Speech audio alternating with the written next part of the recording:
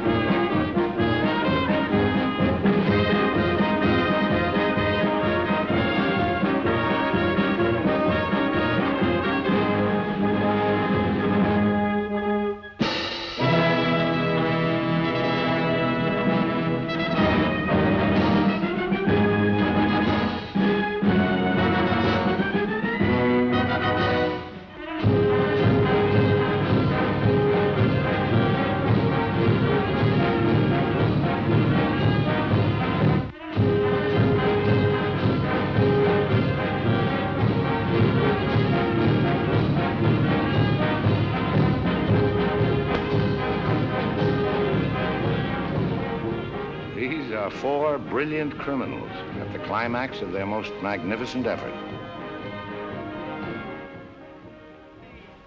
This effort began 6 months ago in Porto-Verto, where we were all to board the ship for Africa.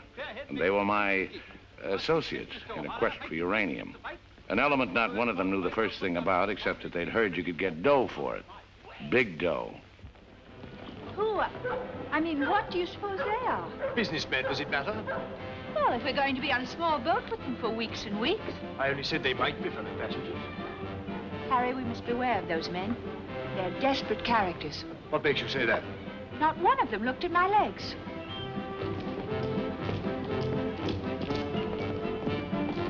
Good morning, Mrs. Janrother. Good morning, Billy Boy. Care to join us in a stroll? Turn up the liver, sweat out the toxins, help nature to help you? Wouldn't dream of it. Really, Billy, you mustn't be so offhand with Mr. Peterson. If I were to treat him with more than common politeness, he'd misunderstand and try to push me around. Mr. Peterson is a bully. Billy, Huh? did you see this? That man in London has been killed. What man? Paul Van Meer, high-ranking official in the Colonial Office, was stabbed to death early this morning by an unknown assailant outside a club in Soho. This is the 3rd crime of violence to occur in that vicinity within the past month. What is it, Billy?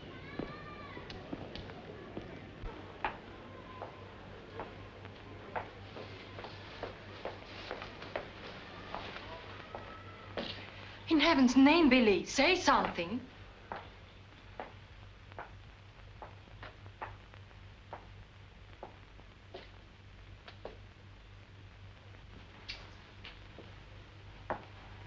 You understand, of course, that Peterson arranged this. It seems there's been a lot of violence around there lately. Well, don't pretend to be a fool. But look, Billy, this happened early Tuesday morning. We'd all left London well before that. What about Jack Ross? What about the galloping major? But I thought he only stayed behind to get that phone call from Mombasa, if it came through. He'll be here this morning. Well? Don't get so excited. Don't jump to unpleasant conclusions. Jump, they might as well have drawn a map. Why was Peterson worried about Van Meer? What made him think he was dangerous? He was afraid Van Meer wouldn't stay bought. Afraid he'd get the wind up after we'd gone.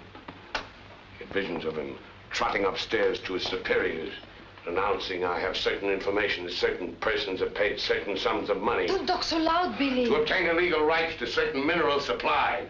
That Indian, that Raja or whatever he was, that you worked for in the old days, he killed a lot of people, didn't he? Ah, but he had a better style.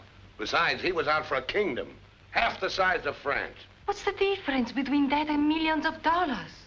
We must think of the future, Billy. This is our big chance. It may be our last. Except for Mr. Peterson, we couldn't even pay last night's hotel bill. Where are you going? Now to a cafe, drink a lot of Pernod, and listen to the band. You won't make a fuss, will you? It doesn't do to make a fuss. You have to think of the main objective. Naturally, it doesn't do to be fussy.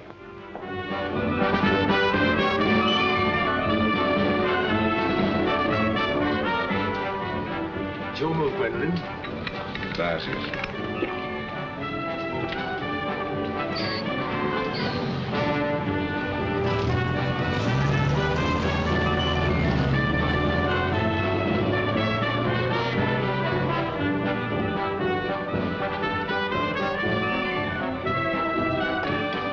Luggage is in there. Bring it up.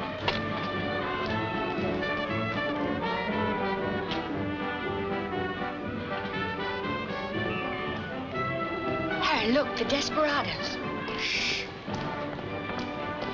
Not quite now, Convict Billy. Hard liquor before noon. I'm celebrating. Celebrating what? The safe arrival of the Major. He came galloping in a minute ago, looking tired but satisfied. I take it his mission was accomplished? Yes, well, it's getting on for lunchtime, gentlemen. I'll see you later, Billy. Your move, Gwendolyn. Gwendolyn, it's your move. Oh. Check. Last. Are you sailing on the Niagara? Africa bound. So are we. Oh, my name is Chelm. This is my wife. How do you do? My name's Dan Rutherford. How do you do? Are your friends sailing too? The whole kit and caboodle. You're a very mysterious group, I must say. Really, Gwendolyn? How so mysterious? Well, for one thing, you all appear to be of different nationalities. Your move, Gwendolyn. Check. I have a theory about you and your friends. Correction.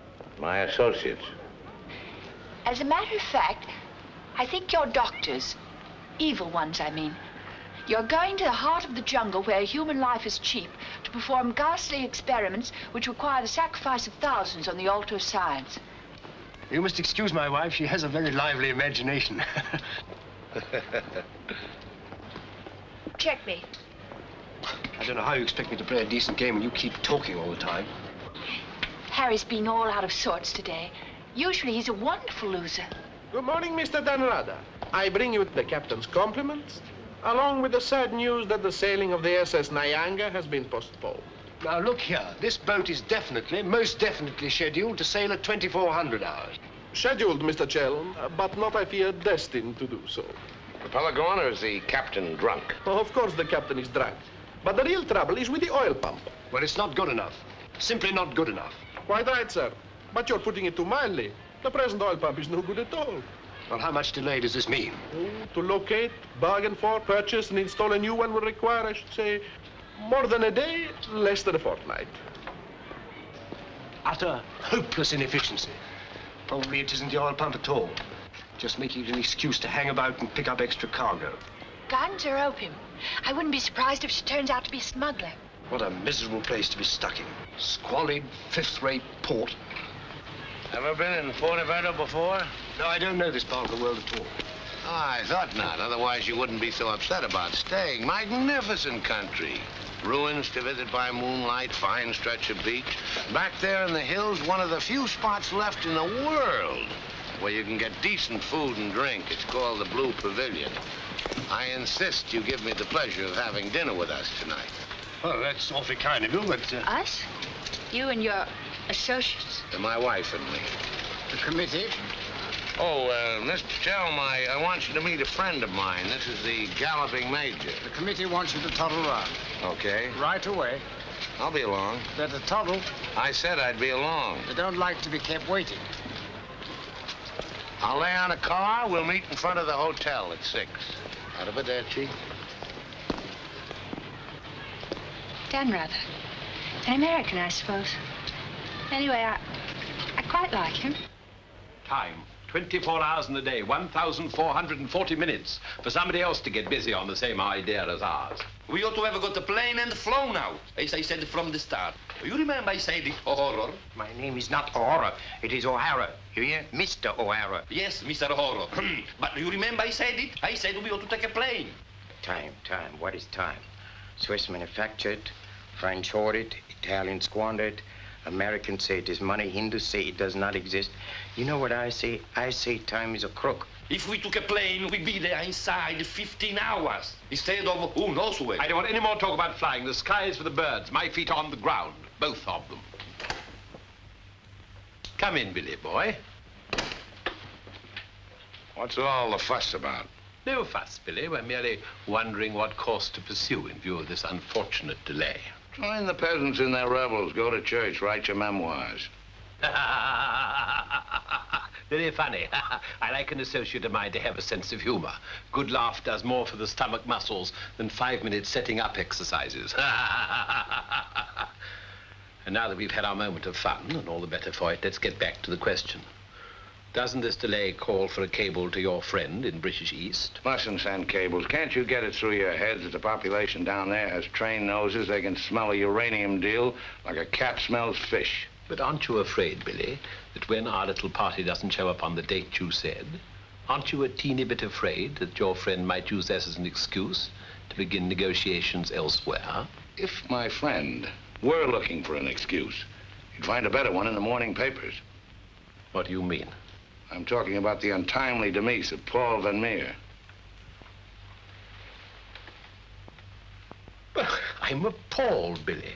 What an unwholesome opinion you must have of your colleagues to imagine that we... Look here, Peterson, you don't have to convince me of anything. You don't care what I think as long as I don't do anything about it.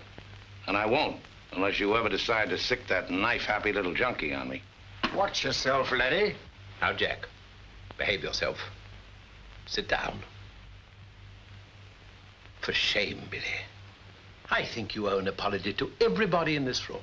And if you're half the gentleman I know you are, I'm sure you'll make it. As I was saying, Peterson, you've nothing to worry about. My friend won't pull out unless I tell him to. For purely venal reasons, that's the last thing I have in mind. Jack, give Billy a light.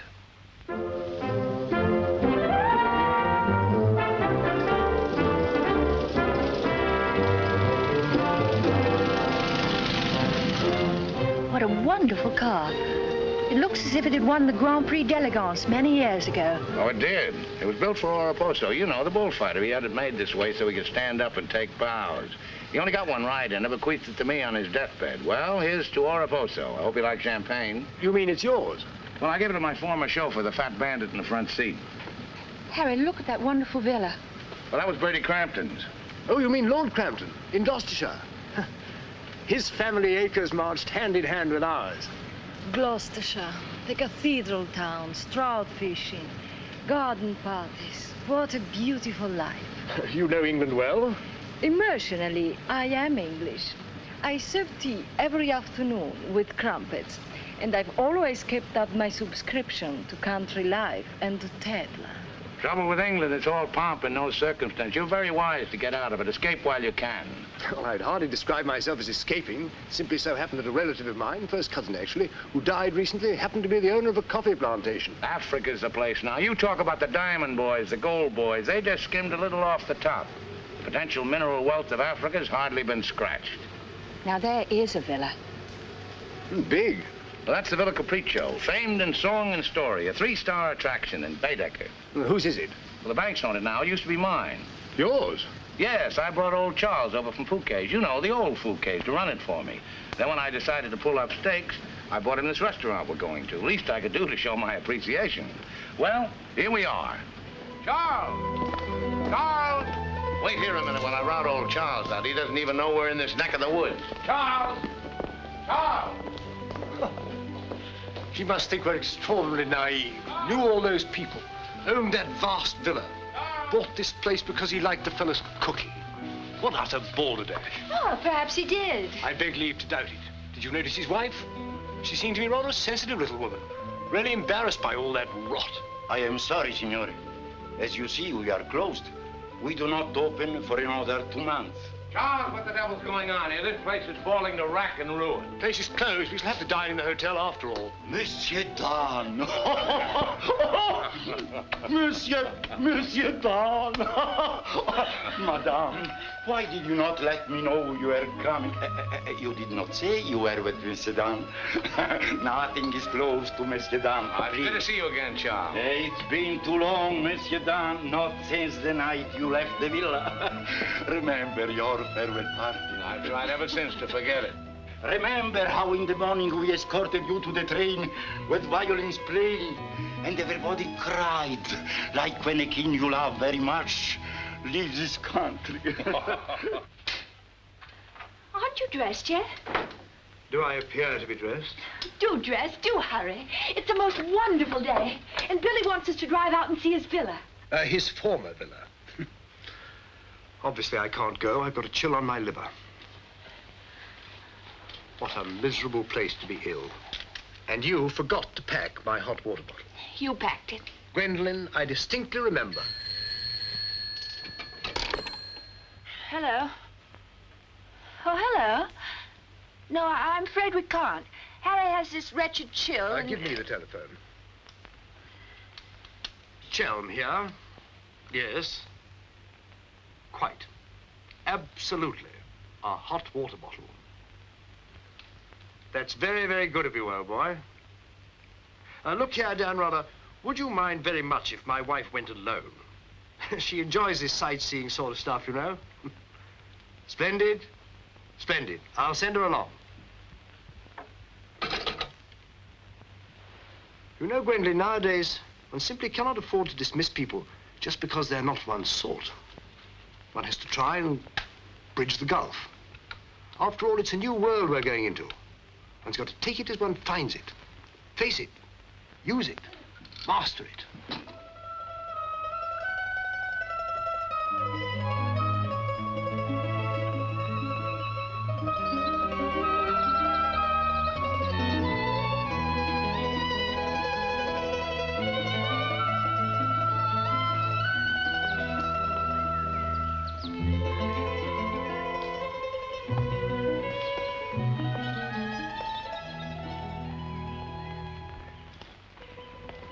You know, I've seen Americans on the street and in the cinema, of course, but I've never talked to one before.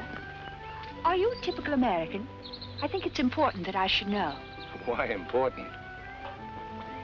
There are two good reasons for falling in love.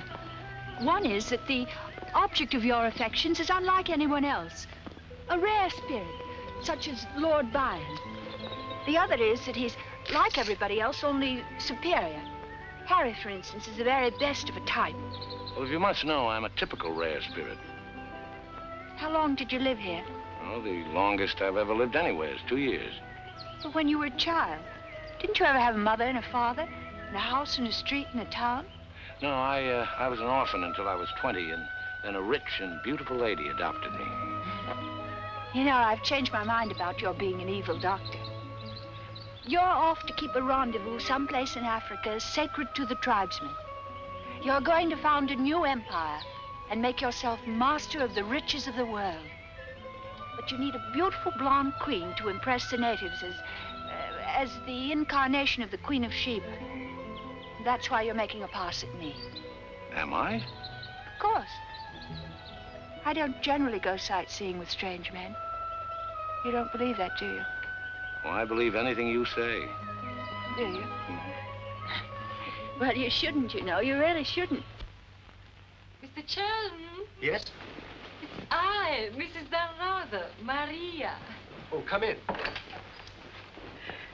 Tea for two and two for tea? Now, that's most awfully kind. You shouldn't have troubled, really. Billy told me you had a chill. Bit of one on the liver. 2 tarsum. Milk, of course. Of course. I feel I should like somehow to do him a good turn of some kind. You do? Well, naturally. Oh, I see. Naturally. I think it would be nice if you were able to do something for him. Help him along. Give him the benefit of your advice. Delighted, of course. For instance. Oh, something with business. He was very pleased with that tip you gave him on the way home last night about the gold shares. I've forgotten what I told him. What was it? I don't remember either. I was listening to your voice. I wasn't listening to what you said. You see, if you were helping him, it would be so much easier for us to be together a lot out there in Africa. Was he any headed for business? Why, he's simply brilliant. I wouldn't have thought it. But of course he is. You don't suppose I'd marry a ninny, do you? If you imagine that Harry's simply going to Africa to plant coffee, you're very much mistaken. In point of fact, coffee is the least of Harry's interests. In point of fact, the land he is acquiring is extremely rich in certain minerals. Minerals which are indispensable to the production of atomic energy. Harry's land simply teems with uranium. Wouldn't surprise me to see him become the uranium king. So you see, my husband isn't such a ninny as you may have imagined. It might very well be worth your while to go in with him. The potential mineral wealth of Africa has hardly been scratched. Well, I was telling you last night. Well, of course. It's a well-known fact.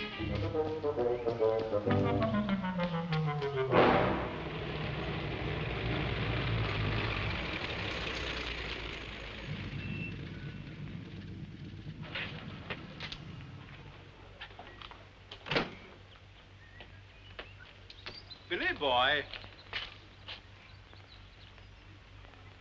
Had a happy day? Very. I'm so glad.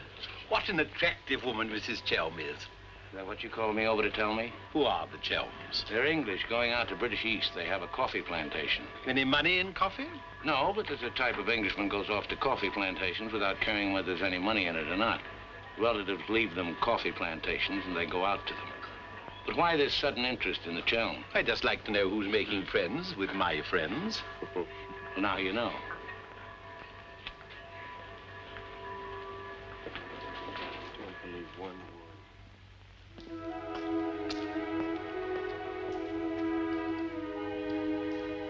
You know, if I ever leave you, it'll be for someone of the type of Harry Chelm.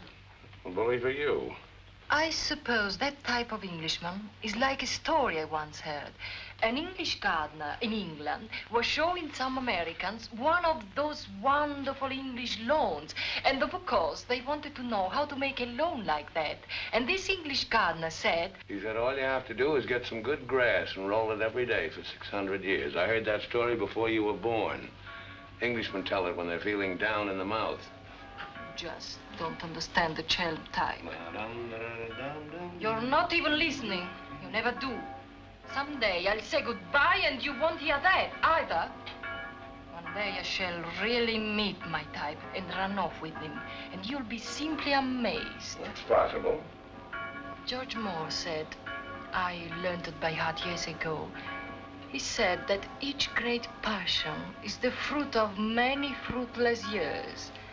George Moore was a very distinguished English writer, you know. Except that he was Irish. Cheer up, sugar. If I make $1 million on this deal, I'll buy you an old English lawn, one we can roll up and take with us.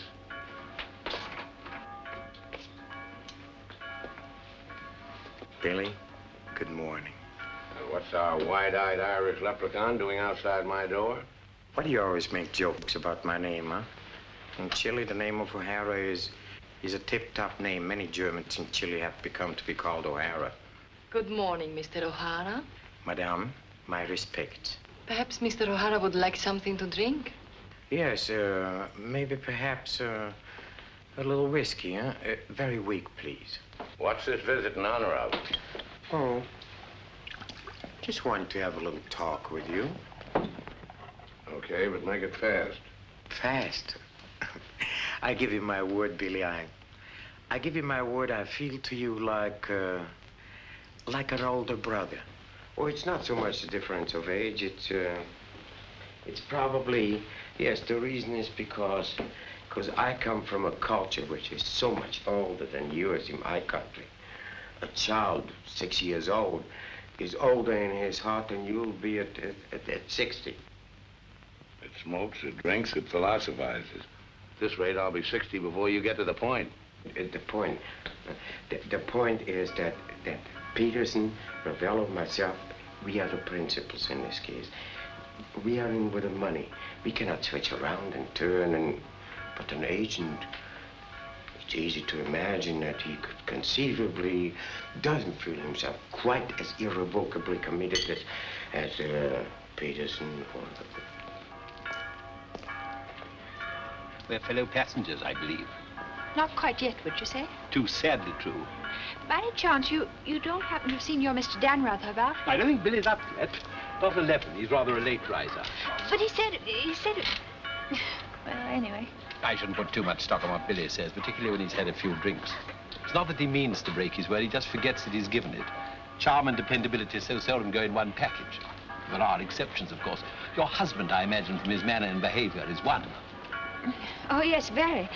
Well, quite, I mean. I'm so looking forward to meeting your husband and having a chat about Africa. By all means. I understand he's in coffee? You make it sound like a total immersion. Part of Africa we're going to is due for some pretty important changes. In my opinion, things will be booming out there before you can say Jack Robinson. I do hope there won't be too many changes. It's completely unspoiled, I hear, with some of the loveliest scenery in the world. I can't imagine anything more lovely in the way of scenery than to have a few acres of gold and diamonds cropping up on a piece of land I bought for a song. Heaven forbid. Next thing there'd be big, ugly holes everywhere and great, horrid machines instead of lovely scenery. Anyway, I don't think my husband worries much about money and business, that sort of thing. Really? I mean, to appreciate my husband's point of view, one has to understand his background. Those lawns, hundreds of years in the making. Those immemorial elms. Those walls hung with family portraits. Generations of them. Those great echoing galleries where so much of English history is being made. Taxes must be terrific on a place like that. What would people like the Chelms care about taxes with their kind of money? I mean, when a family's been a power in the city of London for so long, one of the great financial families. Power in the city? You mean? Oh, yes, of course, one of those Chelms. I'm surprised you know about them at all. Very few people do. They prefer to work behind the scenes. I find it rather hard to believe that a man in your husband's position would go to Africa just for the coffee planting. You're very quick, aren't you? In point of fact, he isn't. In point of fact, he has a very special reason. So I suspected. It has to do with sin. Sin? Since the war, my husband has been almost exclusively concerned with spiritual values. He feels that if he can get away there, in the heart of Africa, he will come face to face with essentials. He wants to work out the problem of sin. Sin? Why, yes, of course. Isn't that what we're all most concerned with? Sin?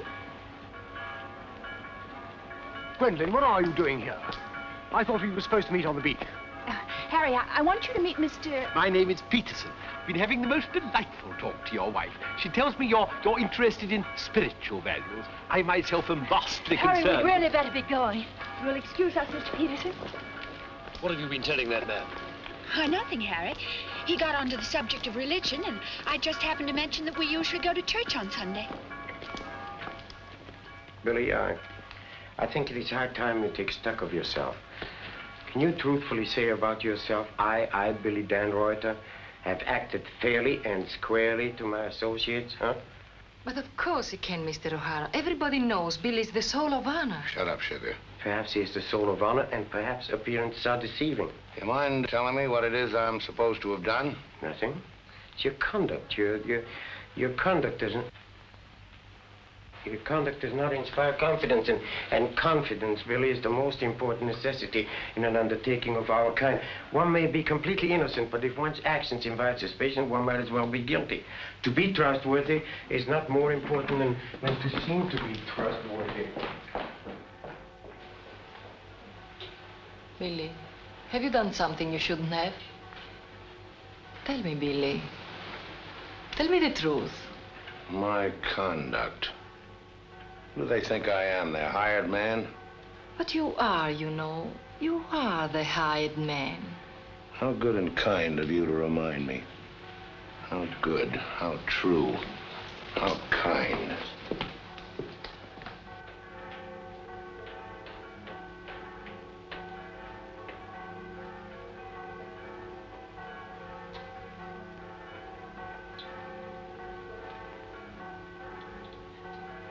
Oh, I say, Dan, rather good to see you. How about a drink? Well, Oh, come on, my dear fellow. Let me buy you a drink.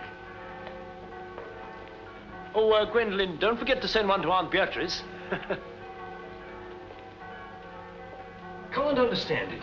Gwendolyn distinctly said she'd join me on the beach. Then I come back and find her sitting there in that cafe. Extraordinary creatures, women. Well, let's drink to them. Pano. Scotch. Come on, you tiny little wreck, have a drink. We're drinking to women. Take the drink, but won't join you in the toast. Glass of Irish. Women. Hitler had the right idea. Keep them in their place. Kleine Kinderkirchen, babies in the kitchen. Say what you want to about Hitler, he had his points. Come. Look here. This generation's had its chance. Hitler, Mussolini, those are the men. Now is the age of the barbarians. The world's going up in smoke. I say let it come, get it over with. Well, if you don't mind, I'd like another year or so of worry. Worry? Just 1 minute, laddies. I've just 2 or 3 words to say to you, laddies, and that's don't worry. Don't ever worry. I'm in a position to know secret information. The Rosicrucians, the Great White Brotherhood, the high secret orders. But you've no faith. You must have faith. Faith and power, secret power. Men who guard the trust from the deepest insides of the whatchamacallit. Mystic rulers, all one club, chained together by one purpose, one idea. Mankind's champions. Follow me, Billy? Oh, why, of course. This generation's had its chance. Hitler, Mussolini. I can't stand here and permit you... Are you interrupting me? Relax, Jack. Have another drink. I simply want to state that things don't happen to be what certain people imagine. An officer may find himself strapped for money, and he may undertake certain things which in other circumstances, no. Absolutely no. Absolutely. Absolutely no. In the old days, I should have simply told people of your ilk to buy their own drinks. Poor old Jack. I'll teach you. I'll teach you to insult an ex-officer of the Indian Army. Well, are you yellow? The bar. You're Major Ross? Right. Ross here. Right. Right again. Come along, the committee. Saved by the bell. I've never heard such rot in my life. Sin. Oh, sin. All I could do was to keep a straight face. No, I'm certain of it now. These are 2 very clever and dangerous antagonists. Sit here and help me close. But how could they possibly know what we're up to? Great interests like the Chelms have ways and means. Yes, and I'm convinced they're out to get us even before we get started. We must get ahead of them. Time has entered the picture in a new way. Never forget the time factor, gentlemen. It always enters the picture in the end. I'm sending a cable to London. I want full information on those Chelm interests. British Africa, too. Check up on his interests there. Every time the plane lands, I'll try and reach you by telephone. Keep me informed of the latest development. Dan Reuter, that lying, swinish, rum-swilling double-crosser. What pleasure it would give. No, you can't at the moment. We need him. Right now, we need that swinish, lying double... Did I hear my name? Rub-a-dub-dub. 3 men in a tub. Tub? Oh. Been a change of plan, Billy boy. You and I leaving for Africa. How's that? You and I are flying to Africa by the next plane. Oh, what's happened, Peters? Must be something important to get you on a plane. Perfectly simple, Billy boy. The trouble with the oil pump and the general uncertainty about when the Nyanga will sail forces me to sacrifice my personal comfort. I prefer to fly rather than run the risk of arriving too late. Well, there's also such a thing as arriving too early. What do you mean by that? Well, the land doesn't come up for auction for a couple of weeks. My friend can't make his move until then. If we sit around British East all that time, somebody's going to start wondering who we are and ask questions. Is that your real opinion, Billy, or are you just looking forward to a long sea voyage with the attractive Mrs. Chelm as your companion? Or perhaps you have even other reasons. Such as? That's for you to know and for us to find out. You'd better get your packing done.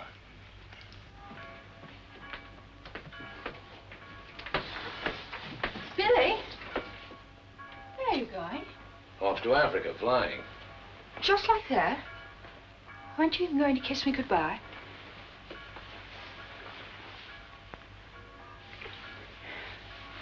I wish. Don't say it. What? That you wish we'd never met. You'll be coming on the boat, and in Africa we'll get together and... I think I hate you. Letting those revolting men order you about. Don't deny it, I've watched them. They treat you like a servant. They say, hop it, and off you hop. I know what it is. They have a hold on you. Some black secret that could ruin you. What makes you think that? No, it happens all the time. My old Spanish nurse told me that half the people in the world would be ruined at once if everyone told what they knew. But couldn't you have them done away with? I mean, you must know plenty of people who could bump them off. It probably cost a good deal, but it'd be worth it, certainly. Well, it's not impossible, except that afterwards I wouldn't have any money. This way I stand to make a lot. Millions? Maybe. Then perhaps your connection with those men isn't quite so undignified as I thought. Those millions, would they be pounds or dollars? Well, either way suits me. No, that's very careless of you. The state of the pound is so uncertain. You must think in terms of hard currency. Maybe I should hire you to handle my affairs. You could do worse. I'm awfully intelligent, really. Come along, Billy boy. The car's waiting.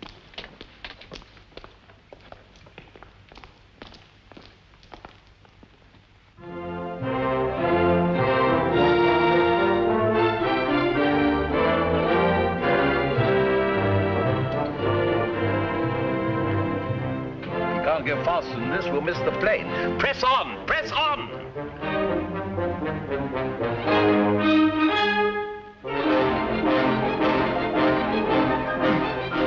Dry posting.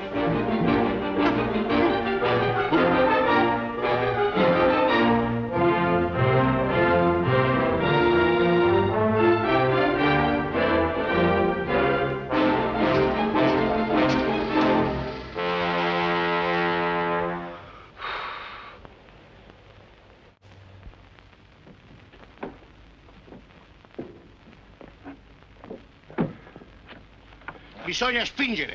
Push, push.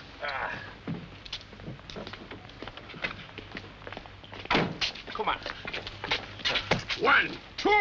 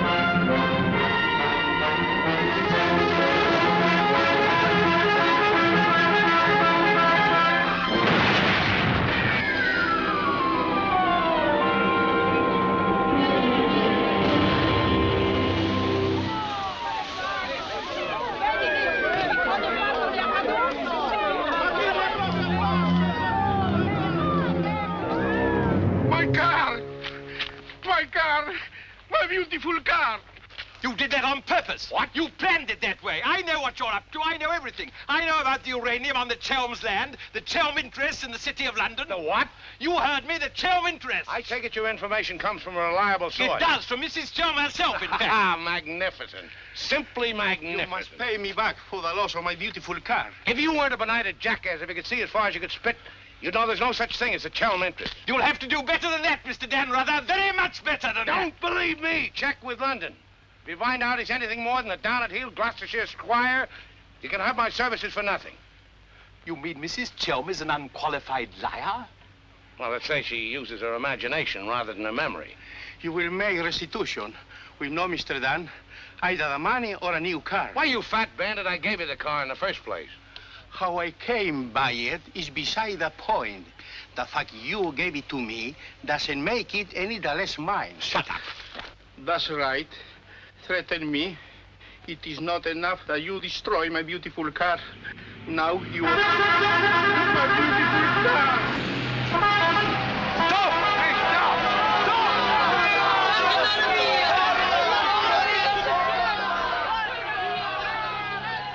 Hey, More than anything, I want Billy to make a grand success out there. Well, as you care so much about money, I should have thought you would have left Billy for some rich man. I shouldn't think Billy would mind, really. I mean, neither of you are in love or anything. You are a strange girl. Of course I love Billy. Actually, I adore him. And Billy loves me very, very, but very much. That's why I trust him with his little unimportant amours. And what does he say about yours? But, darling, all husbands like their wives to seem attractive to other men. Be sure you explain that to Harry. I'm going back to the hotel.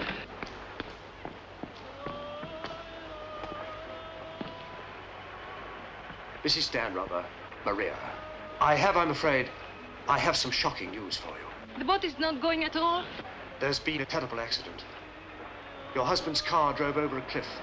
The people on the bus saw it fall into the sea. It seems almost certain that... What is it? What are you trying to say? He's saying that Billy is dead. It's become necessary to redistribute the stock in our company. Stock. What good is the stock now? We can't deal with the Radar's friend. Not without Radar. All the effort, the money, everything went over the cliff with that car. Ravello, you forget the English are very sentimental people. I tell you, there is nothing that Billy's friend will not do for his widow, and in black, she's a very touching figure. Poor Maria, you really have had a wretched time of it. You are very understanding. If only there was something I could do. Just now, if you could bring me an aspirin. I have a headache. Don't move. Just you wait there. I'll be back in a moment. Mussolini, Hitler, and now Peterson. A great man, a great loss. I'm going upstairs and reading my Bible. Why all the gloom? Maria has a headache. What's the matter with you? Go away. My dear girl, I'm as sorry about Dan Rather as you are. But after all, it isn't as if he was one of our oldest friends. I was in love with him. He was a very pleasant acquaintance. What did you say? I was in love with him. Really, darling, have you no control over your romantic fantasies? I loved it. Can't you hear me? I love you. I love you. Oh, rot. You're just dramatizing again. By George, you were right, after all. I did pet it. Oh, what shall I do? I feel as though I were drowning. He's dead. He's dead, and I'm left with a fool like you. I tell you what to do. Have a bit of shut-eye. You wake up in an hour feeling your old self again, and there'll be no more silly stories about falling for a middle-aged roustabout. So? Oh, please go away. I'll just take these to Maria.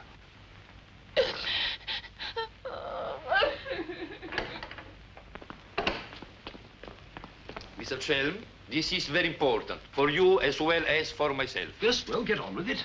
There is now an opportunity for you to secure enormous profits with virtually no risk. I want to beat about the bush. Our purpose in going to... For you as Billy's widow, it will be very easy to persuade his friend in British East, and for capital, we have Chelm. Quite evidently, you've been misinformed as to my interests.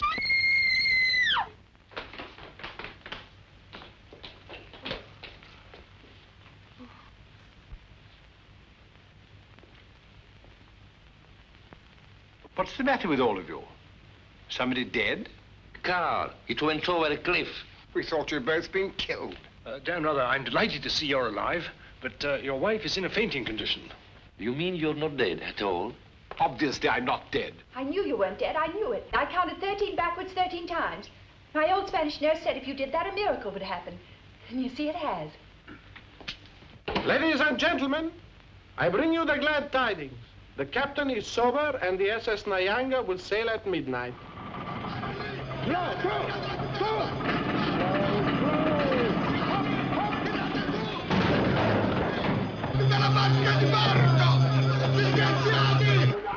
I can't see it anywhere. What can have happened to it? My dispatch box, where is it? A black tin box this size. What have you done with it? Guardi che la sua valigia gliel'ho messa in cabina. I told you to take the most particular care of it. I shall not go on board till my dispatch box has been found. Having trouble, Chelm? I think that I can't cope with myself, thank you. È la seconda volta che glielo dico. La valigia gliel'ho messa in cabina, è inutile che insiste con me. Says he put it in your cabin, whatever it is. Idiot! Why didn't he say so in the first place? Say, look. What's happened to Harry? He's been giving me the fisheye all evening. Oh? What is it? Perhaps it's because when I thought you were dead, I told him I was in love with you. You what? I couldn't help it. It made you seem less dead. And? Oh, he didn't believe me. He thought my nerves were upset. A sort of delirium. He thought it quite a joke. The idea of my inventing a love affair with a middle-aged roustabout like you. That's what he called you. Well, now that I'm back in the flesh, you'll begin wondering about that delirium of yours. I suppose seeing you alive is different from thinking of you dead. You're just great cooped up on that tub with a suspicious husband. Billy.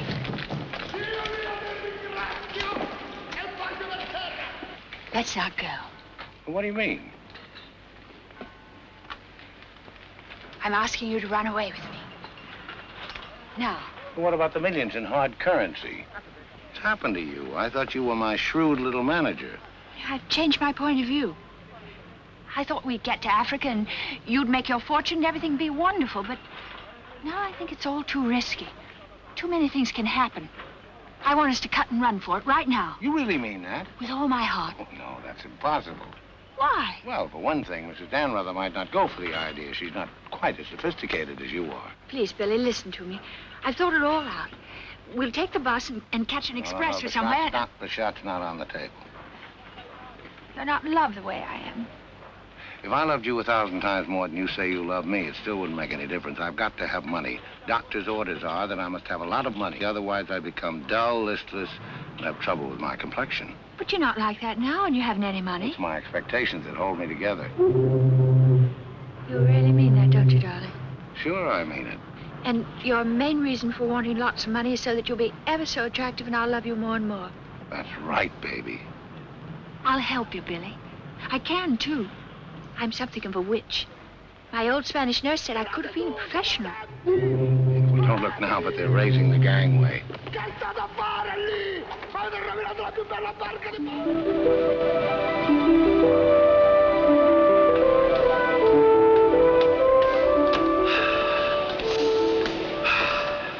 The air, ozone. What a pity we can't bottle it, gentlemen. What a fortune we'd make. Neptune's mixture. Now breathe deeply. Remember, every breath is a guinea in the bank of health.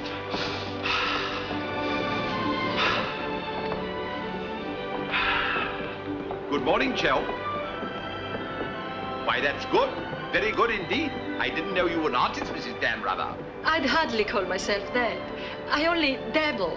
The nose is not enough long. The ears are too small. Only has one eye. Now, come along, gentlemen. We must not dawdle. Blow the man down, bully, blow the man down. Blow, blow, blow the man down. Blow the man down, baby, blow the man down. Good morning, Mrs. Chelm. Let's hope she breaks her neck. Blow the man down, bully, blow the man down. Blow the man down, bully, blow the man down. Blow, blow, blow the man down.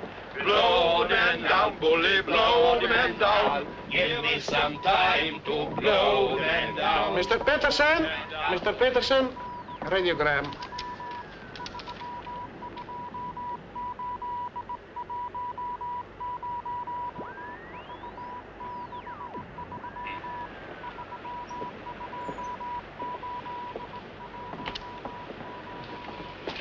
No Chalmers Estate, Gloucestershire. Stop. No Linda Gentry Chalmers. What do you make of that? He's not a Gloucestershire squire. Like Billy said. Just as I was beginning to take Billy at his face value. But if he's not what Billy said, then what is he? We are at sea again, gentlemen, in more ways than one. Mystery, more mystery. Billy is a liar. Heaven only knows what Chelm is. CID, maybe. You borrowed my thought. What to do? What to do? The time has come for direct action. You remember last night when we came on board? The fuss he was making about his dispatch box?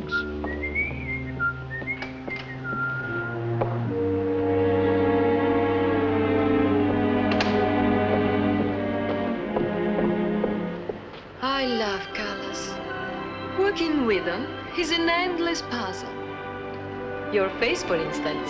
10 minutes ago, it was all brown and pink. Now the light is changed and is chalky white. What? Tinged with green. Green? It must be getting rough.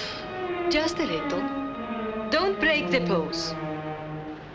I don't feel very well. I think I'll go below and take a pill.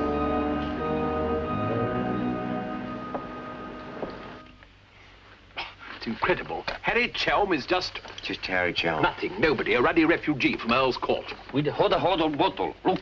And a letter of introduction to the secretary of the governor. The secretary, mind you. Disgusting. Purser! My box! Beat up and down, isn't it, sir? It's gone. Oh, yes, indeed. Major Ross took it. I saw him sneak it out of your cabin. I like to keep my eye on what goes on aboard the ship. Where did he take it? I believe Mr. Peterson's cabin. In fact, I'm sure.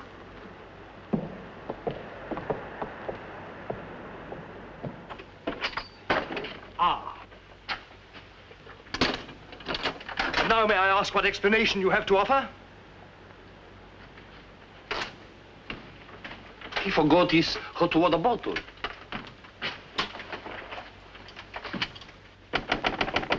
Billy. Come in. Billy, have you heard what's happened? I've seen the paper in days. It's not funny. They've stolen Harry's dispatch box. Who stole his dispatch box? That dreadful little major. He took it to Peterson. They went through it. Well, it's all your fault. I suppose you know that. My fault? Well, the poppycock you've been peddling, all that junk about the Chelm interest in London, uranium on your land. Well, in a way, you're the one to blame. I'm the... I mean, you acted so superior. I was falling in love with you, and I couldn't bear it for you to think I was just a nobody. Married to the son of a boarding house in Earl's Court. The son of a what? A boarding house. That's what Harry's parents do. They run a boarding house for decayed gentlefolk. But the way he talks, the way he acts, I thought... It's just that he sees himself in a place in the West Country with trout streams and horses, leading the life of a country squire. It's not his fault if people take it for granted that he has a place like that. He's never once said that he had. Well, country gent, son of a boarding house or whatever he is, I suppose I'd better get his box back. Oh, he got it back himself. Well, then there's no harm done. Except that Harry's gone to the captain. He's going to have them put in irons. He is what? He says that's what they did in the Royal Marines. Look here, Skipper, there's a perfectly simple explanation for all this. I happen to own a dispatch box which is very similar to Mr. Chelm's. When I didn't find it in my cabin, I asked Major Ross to see if it had been stowed away somewhere else by mistake. The Major found what he thought was my box in the saloon with some other luggage. The box has been in my cabin ever since we sailed, under the berth. As soon as I saw the box, of course, I realized at once that it wasn't mine. I simply opened it to find out to whom it belonged so that I could return it to its rightful owner. I can't conceive why this gentleman should imagine I should be interested in a box containing patent medicines. I'm not a hypochondriac. Purser, tell the captain exactly what you told me about the box. Why, sir, you asked me whether I'd seen it, and I said it might be the one I'd seen being carried along the passage by Major Ross. You distinctly told me that you'd seen it being taken from my cabin. Oh, you must have misunderstood. You were rather ill at the time, if you remember, sir. That's all, Purser. He's been bribed. He's in league with these criminals. Just a case of a misunderstanding. That's how I look at it. Now, what about a little cognac? To wash away any ill feeling. I don't care for a drink. And let me assure you that this matter is far from settled. While rifling through my personal effects, I feel certain that you must have noticed I had a letter of introduction to the Secretary of the Governor. I suspect he'll be much more interested in what I have to say than this gin-soaked so-called ship's captain. You mind your tongue! Anyone else? The other one I put in irons. As far as I'm concerned, this is a close incident. Look, you've got your box back. Why don't you forget the whole thing? What possible interest do you expect the Colonial Office to take in? On the contrary, I expect them to show considerable interest in a gang of crooks who are trying to swindle the country out of vast uranium deposits.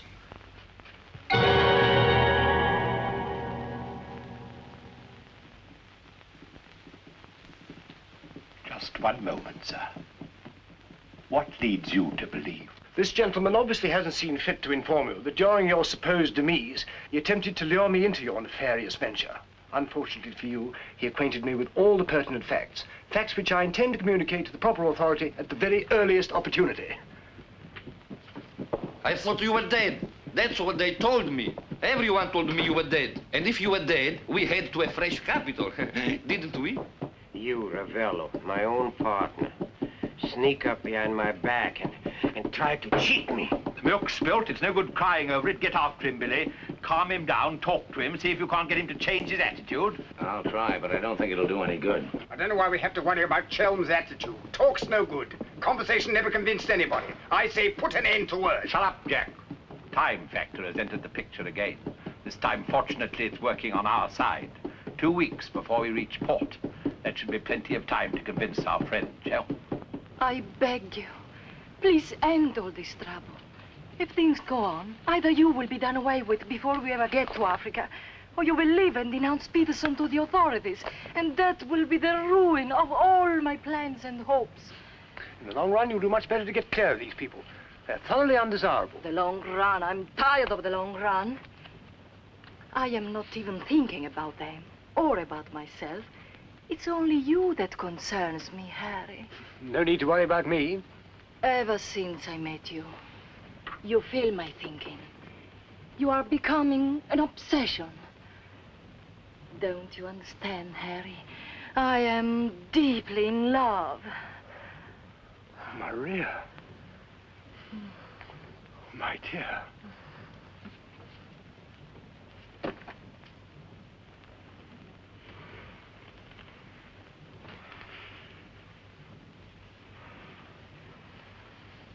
Only you could make a woman feel like this. All I want is to be in your arms, now and always. You forget I'm going to be done away with. Oh, no, no. It will be easy to arrange. What you must do is this. You will write me a letter. A love letter. You will tell me that you cannot denounce Peterson, because then I will suffer too. Because you love me so much, you cannot bear to hurt me. Such a letter they will believe if I show it to them. My dear girl, you must see that this is quite out of the question. I don't propose to make compromises. Not compromises, Harry, darling. But you can see if you cause trouble, the whole of our plans, my plans, you would not want to make the innocent suffer. It would be much better if you don't interfere, Maria. I must handle this as I see fit. Then you intend to go ahead with this business, tell stories and ruin everything? It'll be much better if you cut loose from these people. No happiness can come from such an association. Harry, I'm asking you not to do this. Please, write a letter. Then there will be no trouble for you, no trouble for us, no risk when we get to Africa. I'm sorry, my dear. We English are a very pig-headed lot. You think you can get away with this? But Maria, my dear good Maria, listen. First you made love to me. Now you tell me you will ruin me. You'll forgive me, but it was you who made... Oh, shut your trap. Go on, do what you like. You think you're such a brave man. I'll tell you what you are. You are a heel. What the blazes now? What's happening? What's going on here? The oil pump's on the blink. The electricity's failed. Utter folly. A ship lying in darkness this way, we might well be rammed at any minute. I'll tend to this myself. Which way is the engine room? The passengers are not... I'm sure your chief engineer will welcome the advice of an ex-officer of the Royal Marines.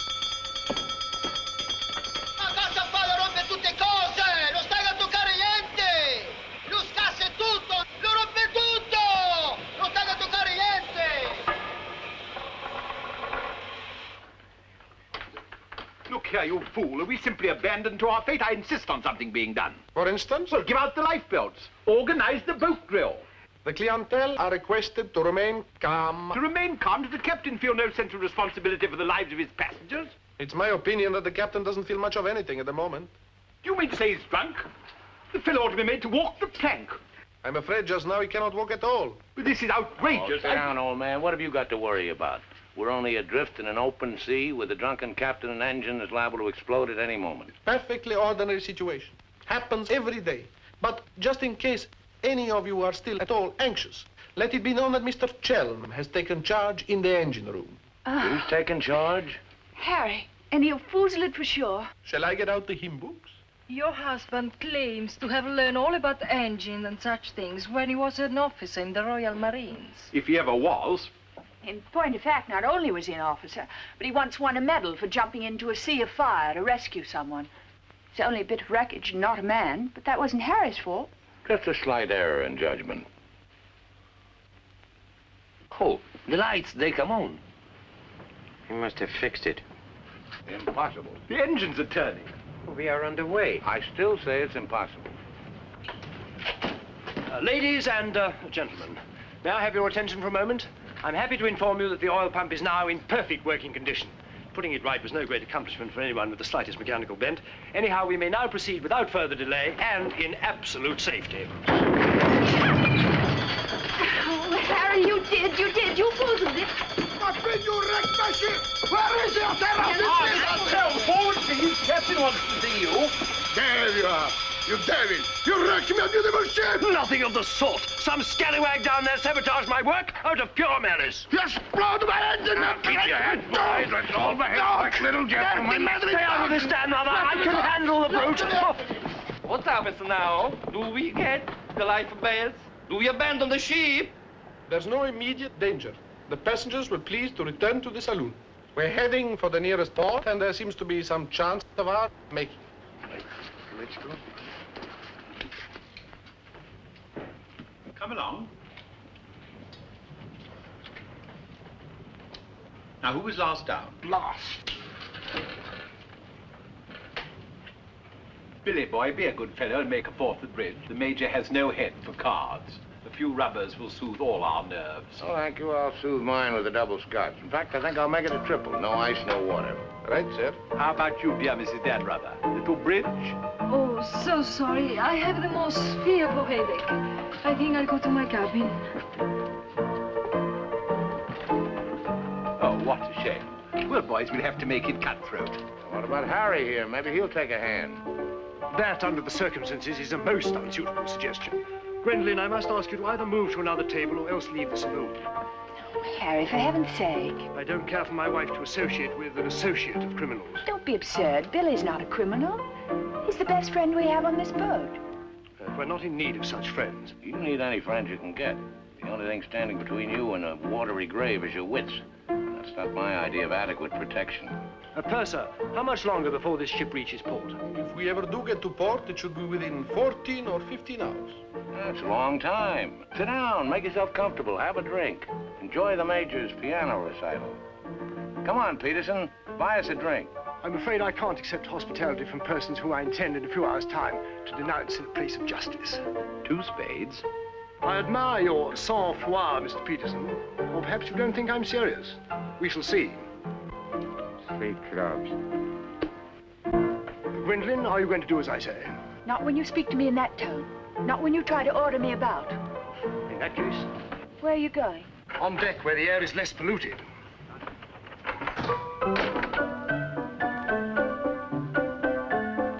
Purser, 4 tonics? I think you'd better go after Harry. Why should I? If he's going to be so childish and unreasonable. Take my advice, go to him, stay with him. I suppose you think we should keep up appearances. The loyal wife at her husband's side. No, Billy. I'm experiencing something that is rare and beautiful. And I shall not deny it, either by word or by deed. I love you. Let the whole world know it. I love you, I love you. Yeah, well, keeping up appearances isn't exactly what I meant. Then why do you want to send me tagging after Harry? He's being such a deadly bore tonight. Deadly, but not dead, not yet. What do you mean? They killed one man just because they thought he might try to get in their way. Now, handsome Harry here is certain to blow the whole thing wide open. They killed a man? Really? Who? Just a man. Well, for all Harry's being too tiresome and my loving you to distraction, I still wouldn't want to see him done in. He has some perfectly darling traits, really. I mean, like always remembering one's birthday. No, we simply mustn't let anybody murder Harry. Now, keep him in your cabin. Never let him out of your sight. Keep him under lock and key. Oh, Billy, that awful music. It's so loud, it comes right into our cabin. Peterson, tell the Major to soft pedal it. And while he's about it, he might change the tune. Oh, don't you like it? It's one of my favorites. I'm afraid he doesn't know any others. Do you, Jack? Oh.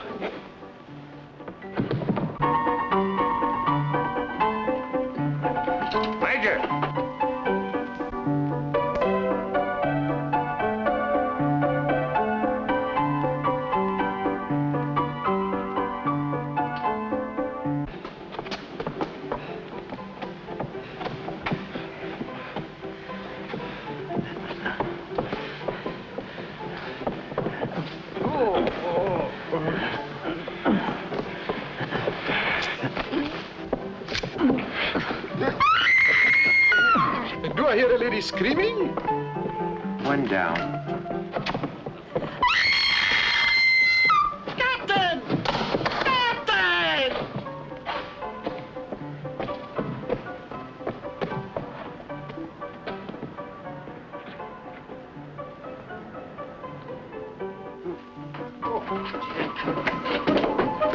What happened?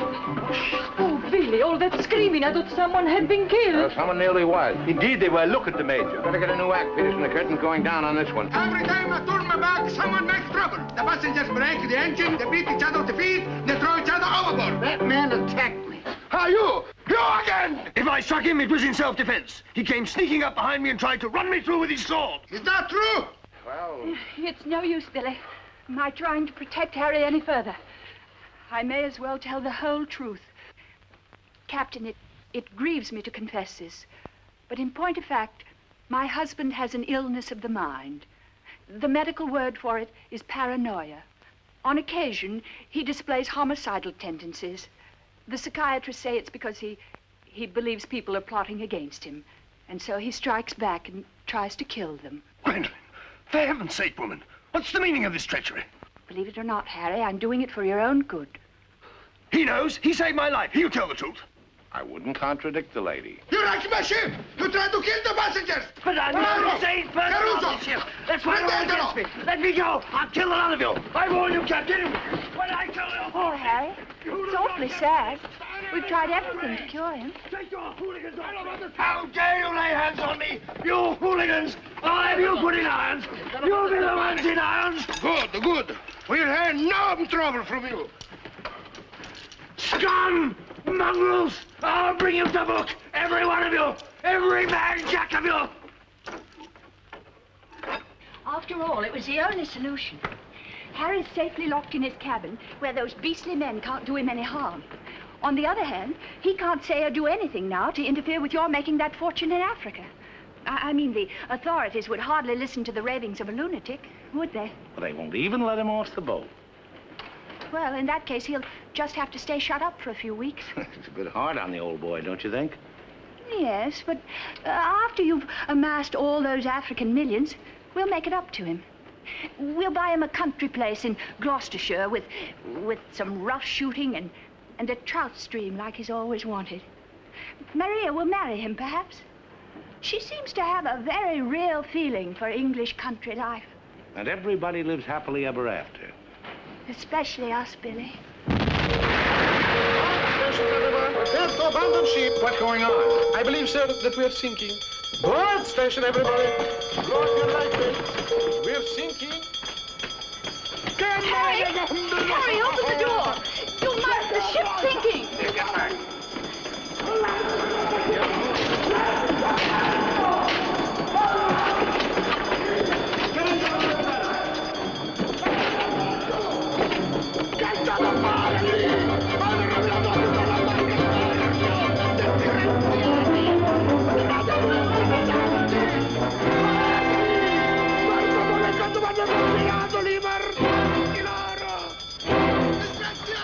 Tirate su!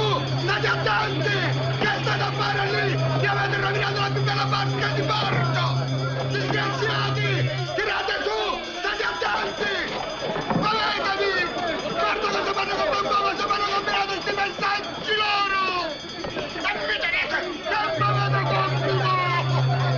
Presto l'altro lato, sbrigatevi! Sbrigatevi! Calate l'altro lato a mare! Presto! Presto! Guardatelo giù! Sbrigatevi! Sbrigatevi! Molla! Molla! Giù!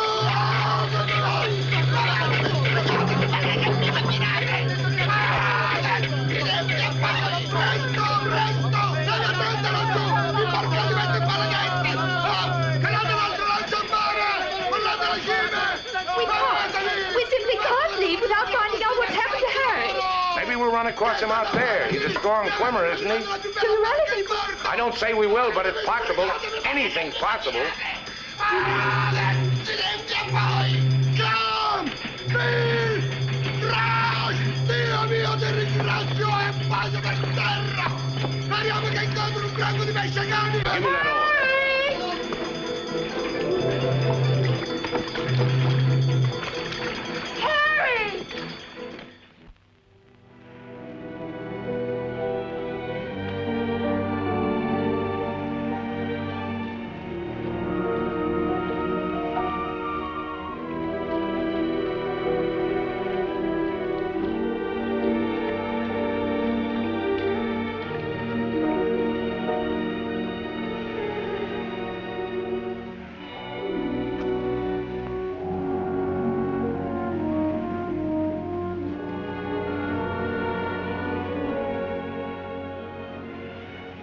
Where do you suppose we are?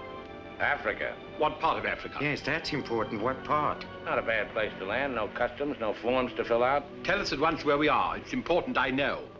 You mean to say there are parts of the Dark Continent where you won't be received like the prodigal son? Alio. What's that? Alio.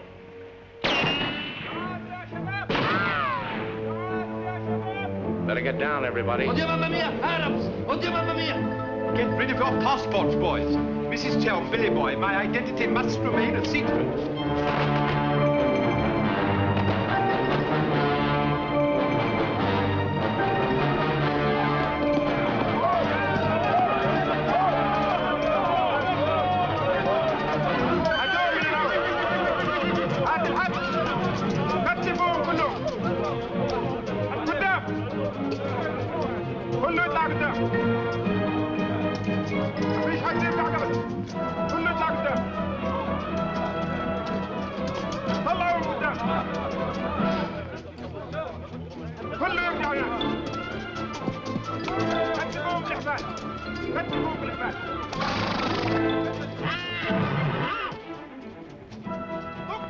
Alio, what's that? It was a company that sold arms to the Arab legions.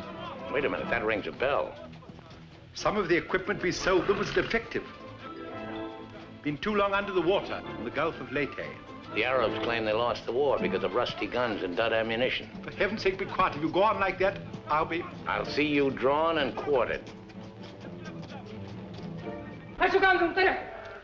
يلا فيسا فيسا فيسا قد راجع انت فيسا فيسا انت يلا امشي فيسا فيسا يلا تعال غد يلا يلا. Are you going to allow them to bully you in this way? Why, it's simply... Shocking. Harry wouldn't have let them do it. He had a sense of dignity. I have a sense of survival. Billy, what is going to happen? Do you think they will torture us? Just let them try it. I'm a British subject. I wouldn't say it too loud.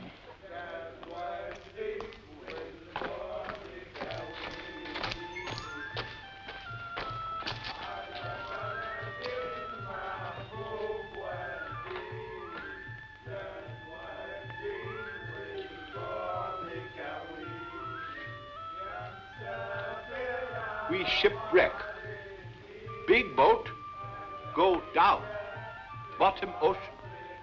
We take little boat. Row all day, row all night. Savvy? There's only one way to deal with these swine. Walk up to them and kick them in the belly. Show them who's boss right away. We sight land. Your land. Praise Allah. Come ashore. Suddenly, boom, boom, boom. No good way to treat shipwrecked people. You will please to hand over your passports.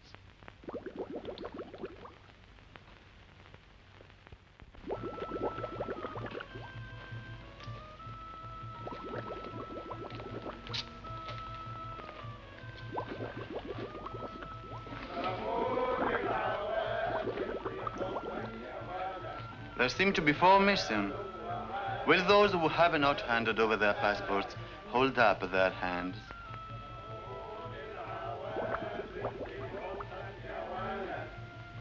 All left on board ship, Your Excellency. A terrifying experience. An incompetent crew, a burning ship, put overboard in a small boat at dead of night. What was the name of the vessel? The SS Nyanga. She's a Portuguese ship. I will investigate whether such a ship has been reported lost at sea. Well, does it stand to reason, Your Excellency, we should come to this shore in a small boat if we'd not been shipwrecked? Our country is in a state of unrest. Oh, I am sorry. Agents of certain foreign governments sometimes try to enter it by stealth, hoping to fan the flames of revolution. Therefore, we check carefully on the activities of strangers. But surely, Your Excellency, in our case, one look is sufficient to convince you of our innocence.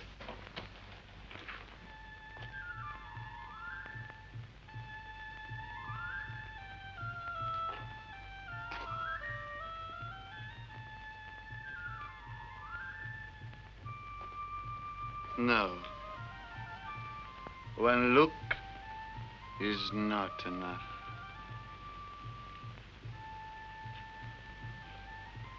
If you think we're the enemies of your country, the logical thing is to boot us out. Send us packing by the first available boat or train. We shan't object. We've got important business elsewhere. Where is elsewhere? Central Africa. And what sort of a business? Vacuum cleaners, sewing machines. Ah, yes. Businessmen.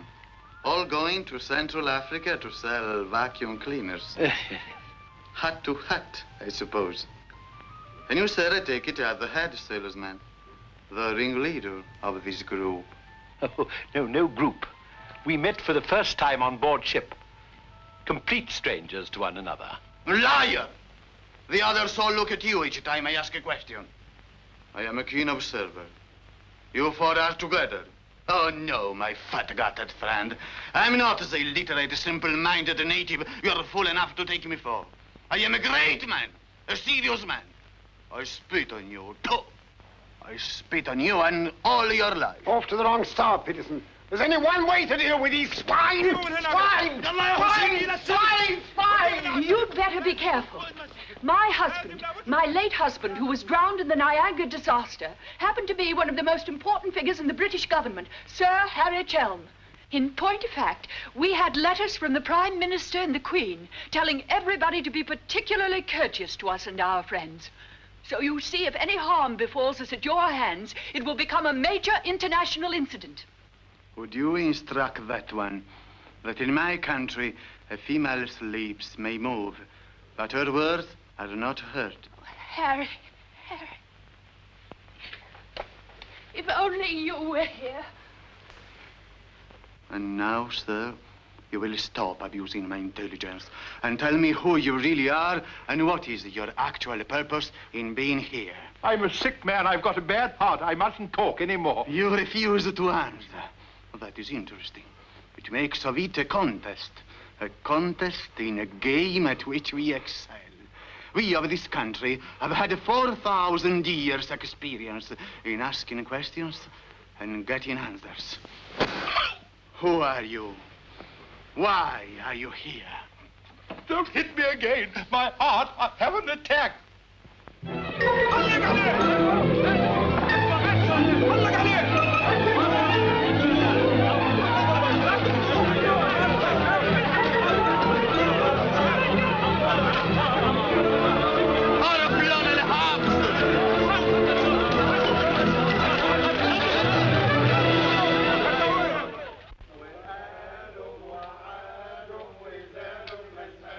Billy's led a thoroughly decadent life. I must say, I thought he had more backbone than that. Backbone. Either you have it or you haven't. You see the beating I took at the hands of that great ugly brute without even flinching. Billy was crazed with fear before they even laid a finger on him. Tell me more about Rita Hayworth. You really know her very well? Do I know Rita? Do I know her? I'll give you a letter of introduction. She'll fall an immediate victim to your charms. You really think so? Oh, but certainly. A man like you, suave, intelligent, darkly handsome. You have everything, Ahmed, except money. And if you'll listen to me, a boat will be placed at our disposal, a very slow boat, so that Fat Gut's check will have plenty of time to clear. And you will trust me for your share? Does one man of the world ask another to trust his own brother? Oh, no, Ahmed. You'll give me a check for half. Your demands are very great under the circumstances. Well, why shouldn't they be? Fat Gut's my best friend. I will not betray him cheaply. You are certain that you are the friend of the peerless Rita? Come, Ahmed. Line back to business. Very well. 50-50.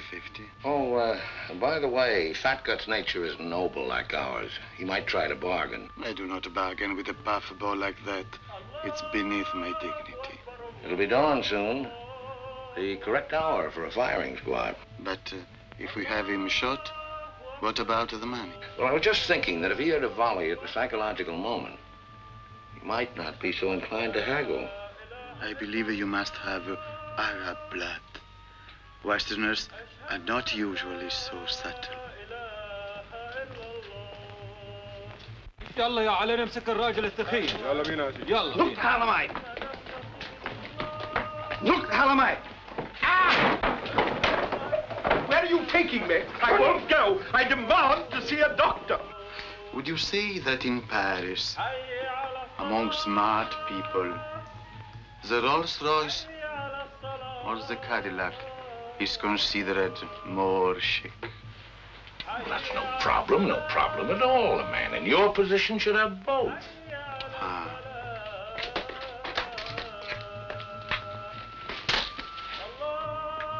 Mr. Dunrather, I believe, would like a word with you. Billy, sit down, Peterson.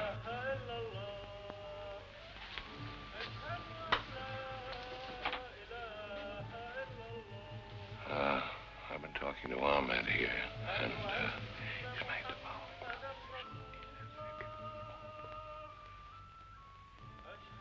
It's blackmail. I can't pay.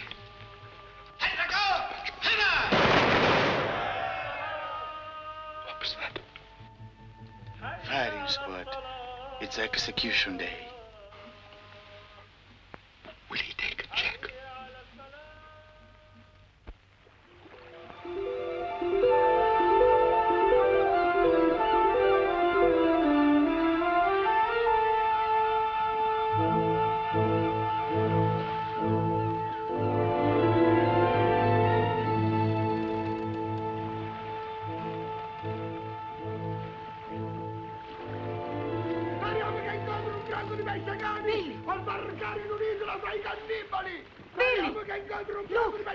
The name!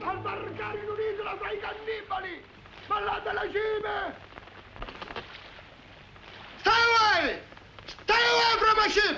If you try to come aboard, I will shoot you! I will shoot you! Get to my gun! Get to my gun!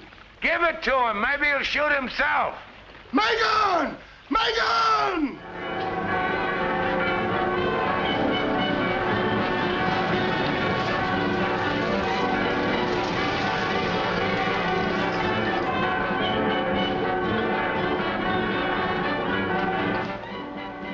Excuse me.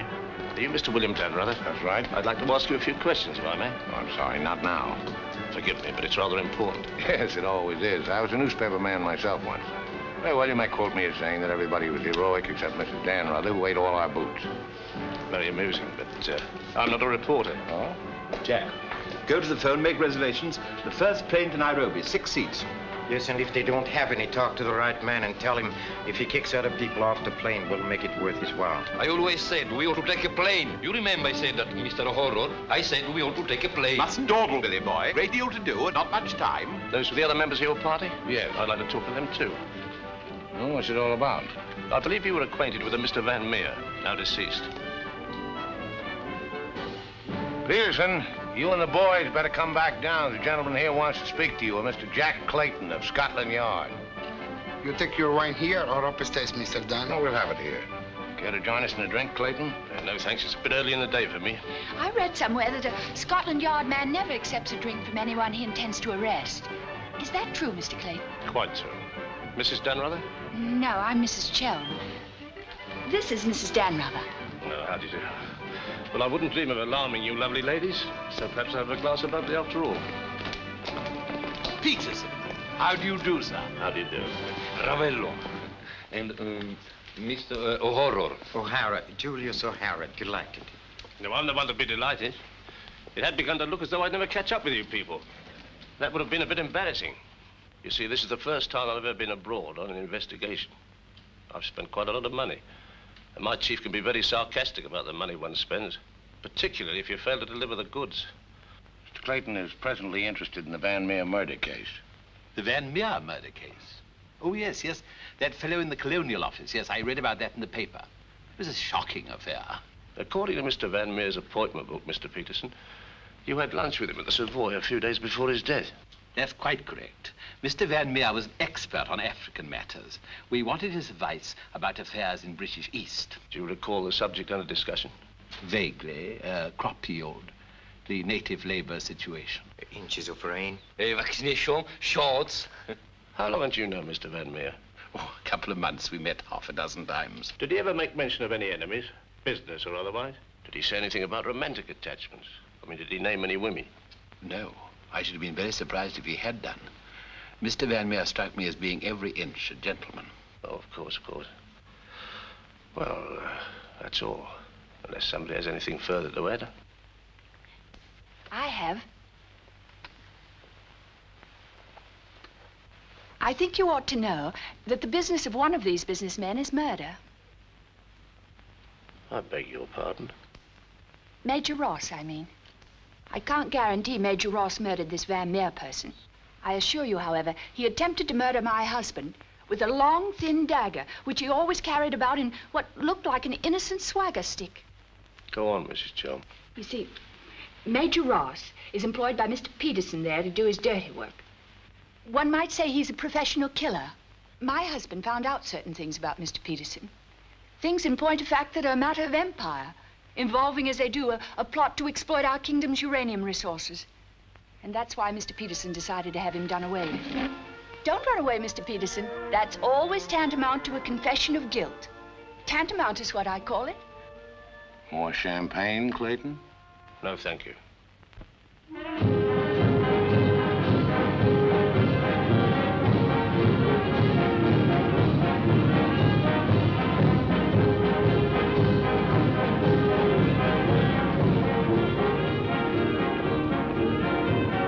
As I said before, very smart fellows indeed.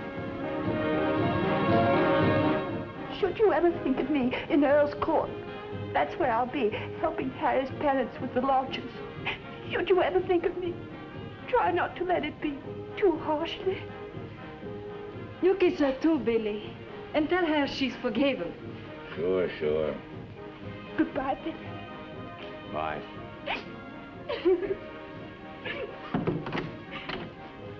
For Mrs. Chelm, just came on the ship's wireless. Oh, by the way, Mr. Danrada, do you know that your associates are all in the Hoosgow? Oh, now that I'm a bit surprised. I put them down as thoroughly bad characters, right off the bat. But then there are so many bad characters nowadays. Take mine, for instance. Harry! He's alive!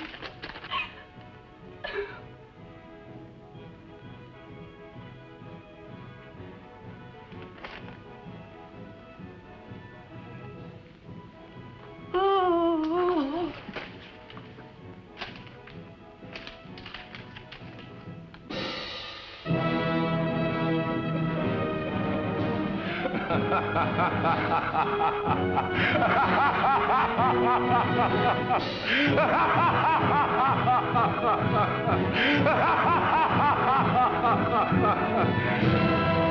Oh, this is the end.